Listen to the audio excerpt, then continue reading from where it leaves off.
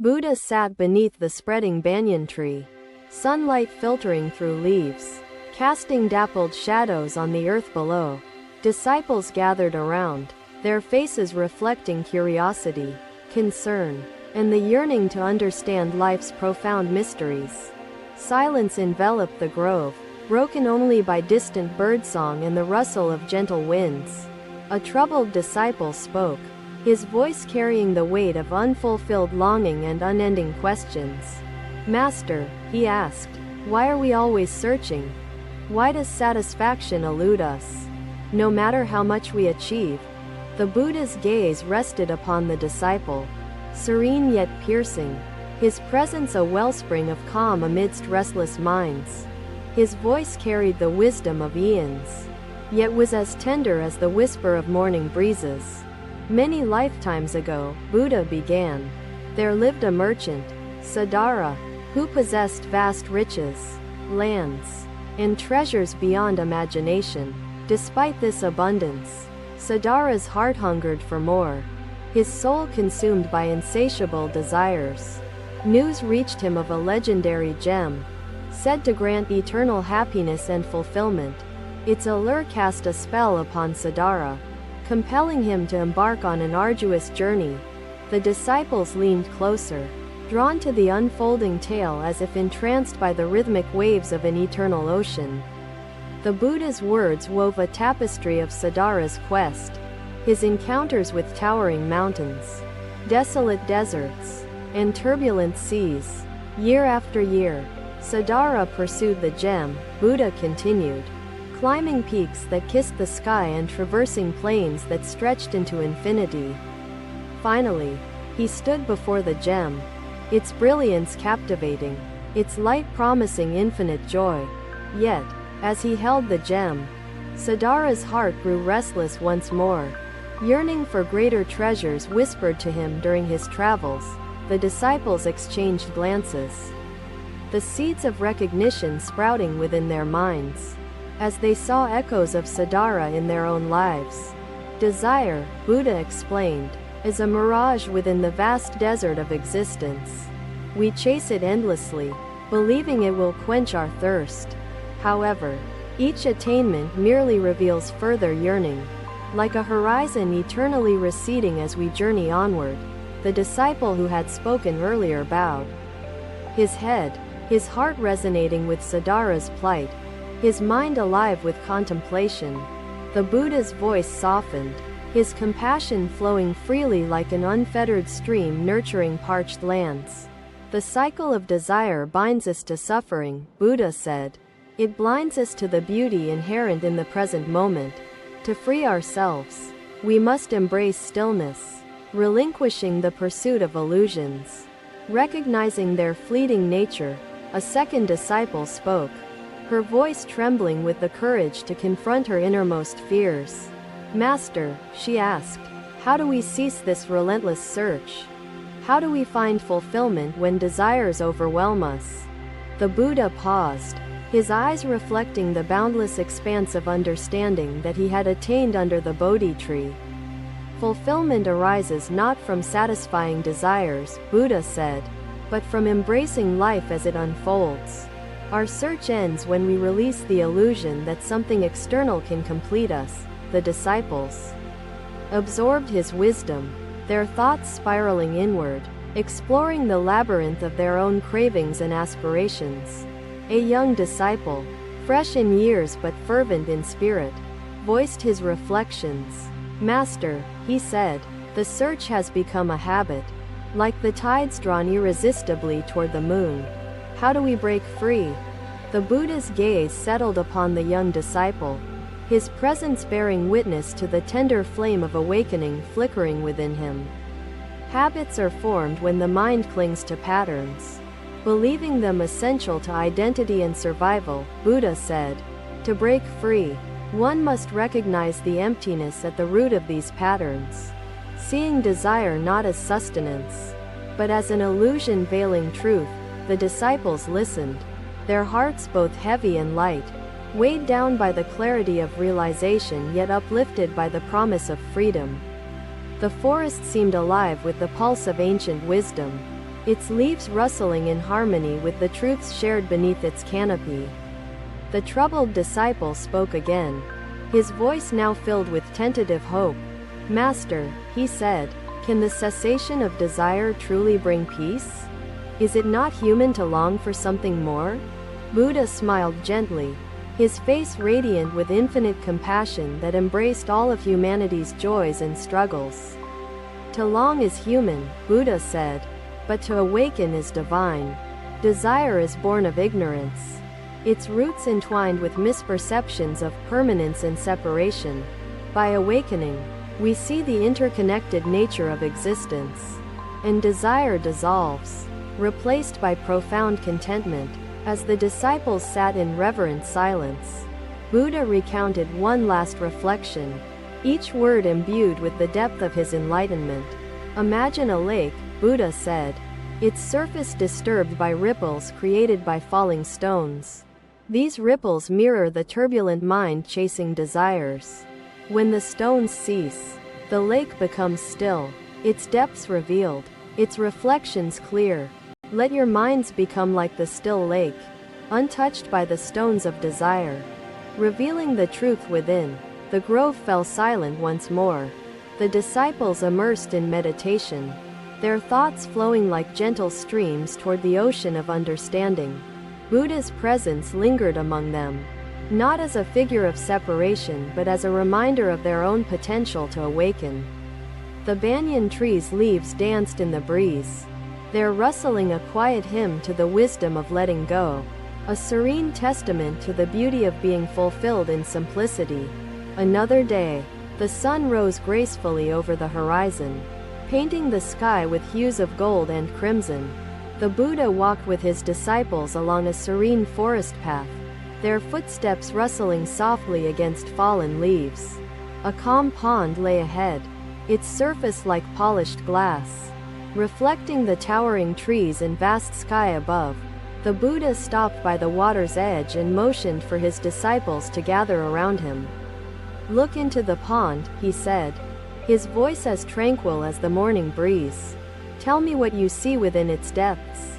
The disciples leaned forward, their eyes captivated by the mirror-like water. One spoke, "Master, I see the trees, the clouds, and our own reflections gazing back at us." Another added, "The stillness of the water reveals all, yet it changes with every ripple that disturbs its surface." The Buddha nodded, his serene smile inviting them to listen closely as he began to speak. "This pond holds a lesson about the nature of the mind and the impact of desires upon it." He stooped to pick up a small pebble, its smooth surface glinting faintly in the sunlight.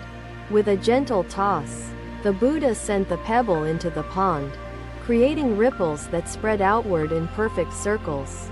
"What do you see now?" he asked, his gaze steady as he observed the disciples' reactions. A disciple replied, "The reflections have been distorted, Master, and the pond is no longer still." The Buddha inclined his head slightly, acknowledging the response before continuing.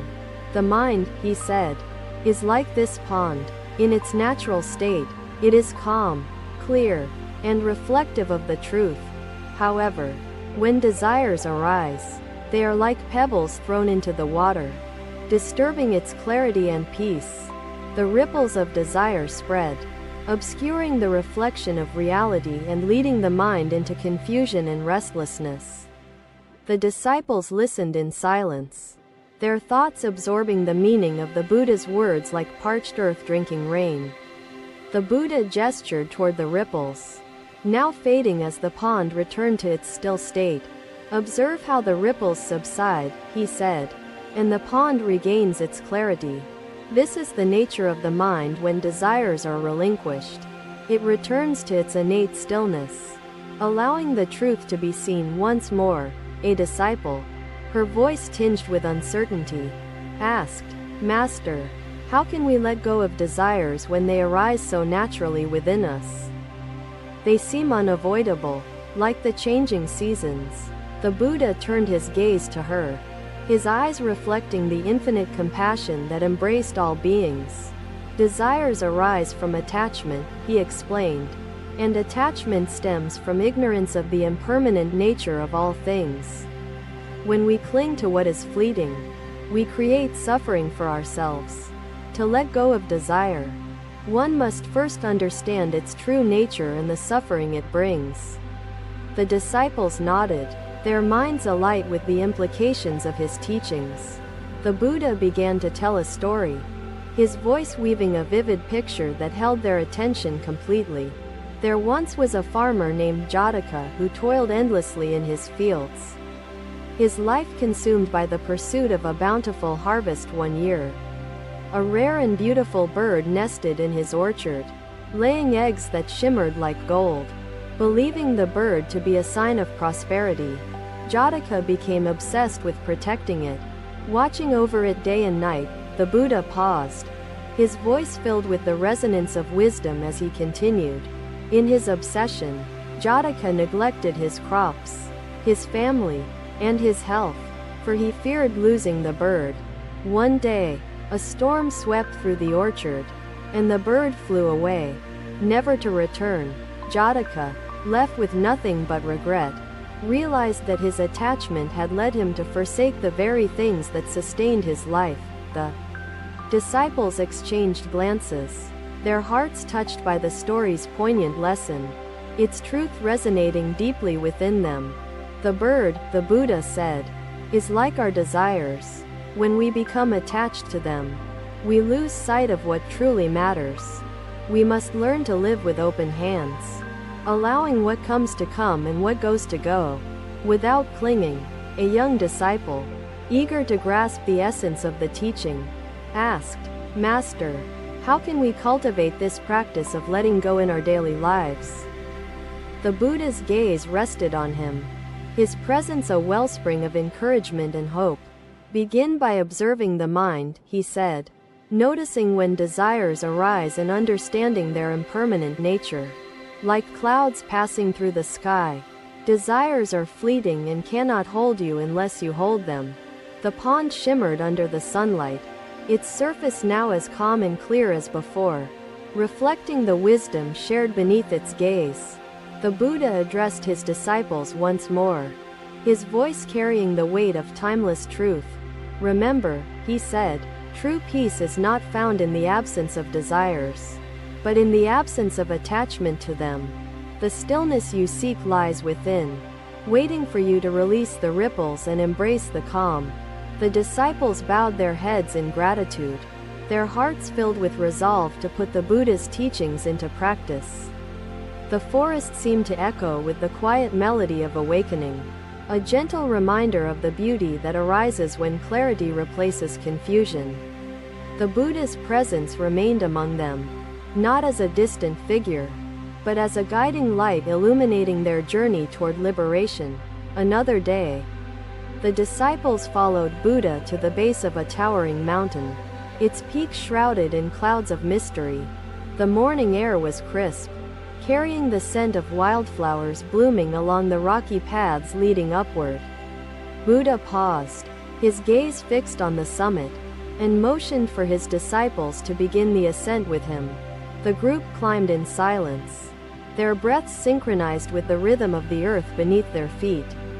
The path was steep, scattered with loose stones, testing their endurance as they ascended higher. As they neared the summit, Buddha stopped and sat on a large, flat rock overlooking the expansive valley below. The disciples gathered around him, their faces flushed with exertion but alive with anticipation of his words. "My dear disciples," Buddha said, his voice calm and steady, "this mountain holds a lesson about contentment and the nature of desire." The disciples listened intently as Buddha began to speak of a prince named Darsha, who once ruled a prosperous kingdom. Prince Darsha was surrounded by luxury, his palace filled with treasures and his fields abundant with harvest, Buddha said. Yet, despite his wealth and power, his heart was restless, yearning for a deeper sense of fulfillment. One day, Darsha heard of a sage living on a mountain, said to possess the secret to contentment. Eager to find peace, Darsha set out with a caravan of gold, jewels, and gifts to offer the sage. The disciples' eyes widened, their imaginations painting vivid pictures of the prince's journey and the treasures he carried. Darsha climbed the mountain, Buddha continued, his mind filled with thoughts of the wisdom he would gain and the offerings he would present. When he reached the summit, he found the sage seated beneath a sparse tree, wearing nothing but a simple cloth. The sage's presence was serene, his eyes reflecting a peace that Darsha had never known. To walk mindfully, without clinging, is to already embody the truth of liberation. Rahula nodded, his youthful determination tempered with the humility of understanding, his spirit alight with the wisdom imparted to him. As the sun set, the echoes of wisdom lingered like whispers carried by the breeze, promising peace to those who listened. Another day, the Buddha journeyed to a distant village where the fragrance of blossoming trees mingled with the hum of life. Bhikkhus, he said, his voice gentle yet firm, the ultimate liberation is beyond words, beyond thought, it is the realization of truth itself. He paused, allowing his words to settle like the gentle dew that blankets the earth, nourishing the seeds of wisdom within his disciples. Let go of clinging, Buddha continued, to concepts, identities, and desires. Only then will you find the boundless freedom of nirvana. The disciples sat in quiet contemplation, the weight of the teaching pressing upon their hearts, guiding them closer to awakening. My dear disciples, the summit of this mountain represents the peace that lies within each of us. To reach it, we must release the burdens of desire and attachment that weigh us down. Only then can we experience the lightness of being and the clarity of true contentment. A disciple, his voice hesitant but sincere, asked, Master, how do we release attachments when they feel so deeply intertwined with our sense of self? Buddha turned to him, his gaze steady and kind, and replied, attachments arise from the illusion of permanence and the fear of loss. To release them, one must cultivate the awareness that all things are impermanent, and that true self is not defined by what it possesses. The mountain breeze carried Buddha's words, weaving them into the fabric of the disciples' thoughts and hearts. Another disciple spoke, her voice trembling with the courage to confront her own uncertainties. Master, she said, is it wrong to feel joy in the things we have, the relationships we cherish? Buddha smiled gently, his expression radiating understanding and warmth. Joy is not wrong, he said, but clinging to that which brings joy creates suffering. Appreciate the beauty of life's moments without grasping, for they are like flowers that bloom and fade with the seasons. The disciples nodded, their hearts touched by the profound simplicity of the Buddha's teaching, their minds opening to new perspectives. Buddha turned his gaze to the horizon, where the sun cast its golden light over the vast valley below. Imagine the valley as the desires that pull us downward, he said, and the summit as the liberation that awaits when we let go. Each step we take is an opportunity to rise above, to transcend the grasp of the valley and embrace the freedom of the peak. The disciples sat in meditative silence, the mountain's stillness reflecting the calm they sought within their own minds. Buddha's presence was a beacon of light, guiding them toward the understanding that contentment was not a distant treasure, but an ever-present truth waiting to be realized. The journey up the mountain, like the journey of life, was not about what they gained, but about what they were willing to release. As the sun dipped below the horizon, painting the sky with hues of orange and purple, the disciples rose and began their descent. Their hearts were lighter, their minds clearer, and their steps steadier, carrying with them the wisdom of the Buddha's teachings. The mountain stood as a silent witness to their transformation, its peak a reminder of the boundless peace that lies within every soul.